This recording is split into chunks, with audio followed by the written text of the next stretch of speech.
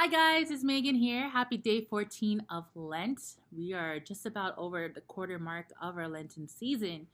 And my reflection for today has been about humility. It's hard, you guys. It is very hard if I'm being honest.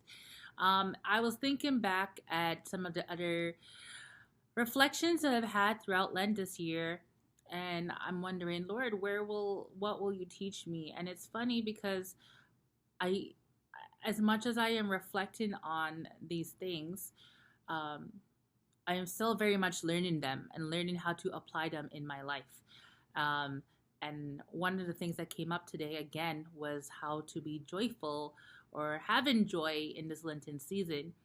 And when I thought about joy and how do we get joy, and it's not necessarily only something that is of us. The difference between joy and happiness, joy comes from the Lord, where happiness comes from your environment, right?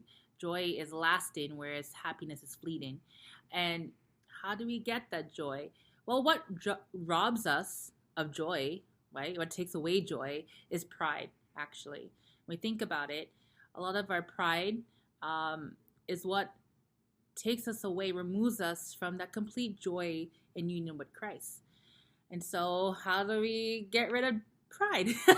Essentially, is to humble ourselves, right? And so, and how do we humble ourselves? Oh man, that is a very good question.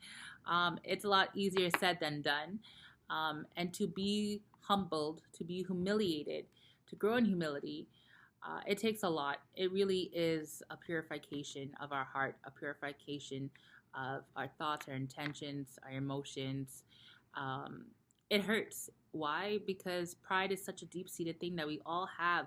The root of all evil is pride. And it's there within us all on some level. I've recognized my level of pride, and the more I recognize the pride that I have within myself, um, I find it really ugly. I don't like it. It's really gross, and it's something I actually struggle with. Um, One, acknowledging my pride, and two, um, once I recognize my pride, how do I deal with it? How do I become more humble? Um, and it's hard. I'm not gonna lie. It's very hard. I do my best to keep humble, and I know, and I pray. One of the things I pray is a litany of humility, and that in itself is a very, very powerful prayer. And I would highly recommend it for anyone who is trying to grow more in humility. It is a powerful prayer because the Lord really will give you ways in which you can grow in humility. It is not easy. Again, the prayer is easy to say. The prayer is like you read the words, and if you really mean it, sure. But when the test actually comes for you to be purified, to you to grow in humility, that is where the challenge comes in. And I pray for the grace to accept it, the grace is to endure it, and to be humilified.